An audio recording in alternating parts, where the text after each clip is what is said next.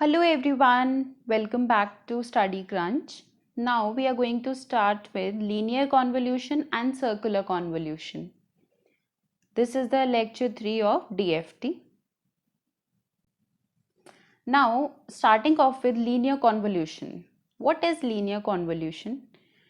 Basically convolution is a type of multiplication, but it is with two signals that are in terms with each other, right? So how we do is we have the formula as y of n is equal to summation m from minus infinity to infinity x of m h of n minus m. Now length of yn will be n1 plus n2 minus 1. These are the basic formulas that you have to solve, right? So it is very easy, nothing very complicated in this. So we have xn as 1 2 3 and hn as 1 1, right? We have a signal. Now the arrow indicates from where the 0 begins. So if it is suppose 1 2 3 4, then it will be from here only. If it is suppose 1 2 3 4 and the arrow is at 2, that means it is from minus 1 then 0 1 2, as it is from minus infinity to infinity. Let's start off with the range, right? What is the length of the yn? So xn is suppose 1 2 3 and hn is 1 1. So 3 plus 2. So it is 3 plus 2 minus 1, that is 4. So length is 4. Length of the yn will be 4. Then comes the range of m. So it is x of m now. So we have to find the range of m. ml plus mh will be the range, that is the lower and the upper limit. How?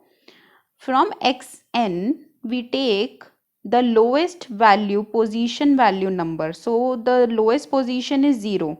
If it was minus 1, then we would have taken minus 1 from that range. So it is 0.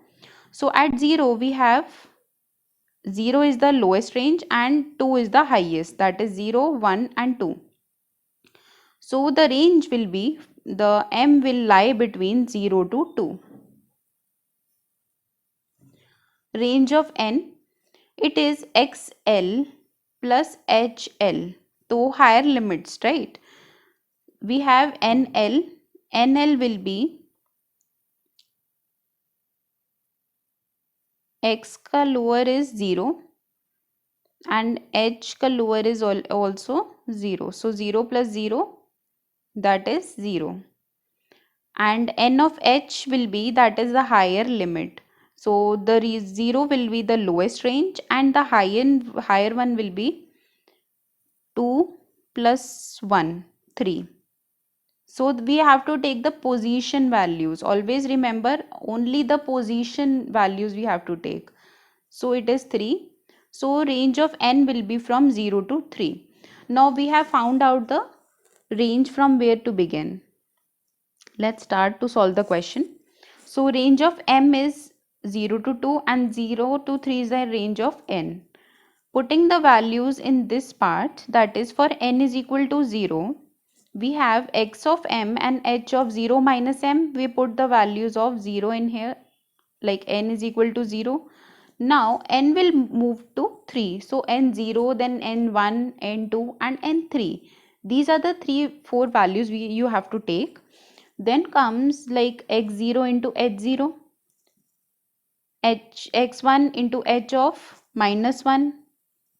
We don't have the value of minus 1. Then x of 2. So we have 1 2 3, 1 into 1, that is x of 0 is 1. We don't have h of minus 1, so we take 0. Then we have x of 2 into h of minus 2. So this is also 0. So y0 becomes 1. Then n is equal to 1.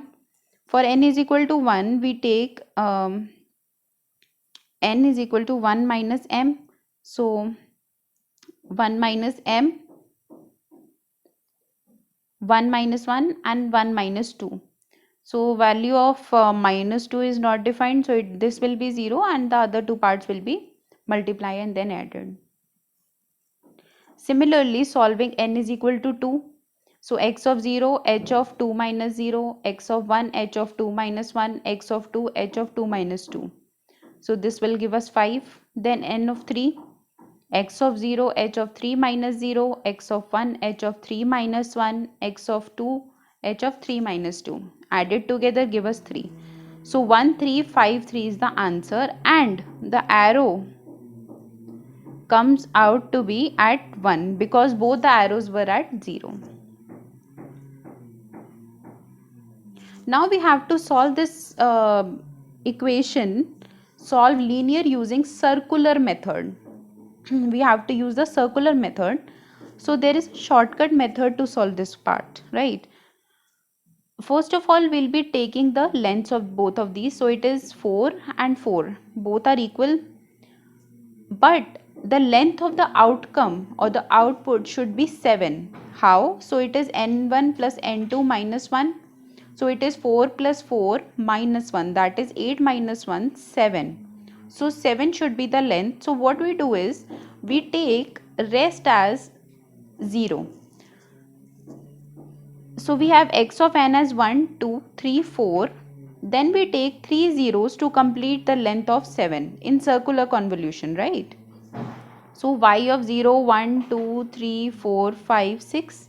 Then what we do is we take the suppose this value, that is 1, 1, 1, 1, h of n. So this was the output.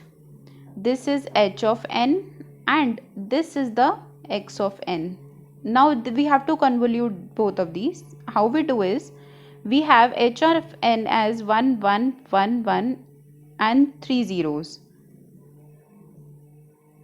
In the next term, what we do is we take this 0 and move it or shift it at the top, and this 1 is shifted at the second place. So this shifting is done till it reaches the reverse of the first part. So now we have this matrix, then we have 1, 2, 3, 4, 0, 0, 0, and then we multiply these. So on multiplying these two, we'll be getting 1, 3, 6, 10, 9, 7, 4. Right. Now what we can do is we have a shortcut method as well. What we can do is we have h of n, we have x of n, multiply these two, that is 1 into 1, 1, 1 into 2, 2, 1 into 3, 3, 1 into 4, 4, then again 1 into 1, the second row 1. Now when this is done, you just have to mark the lines like in the diagonal manner and then add the numbers, that is 1, then 1 plus 2 is 3, 1, 2, 3, that is 6, then we have 1 plus 2 plus 3 plus 4, that is 10, then again 9, 7, 4. Now let's look at the circular convolution.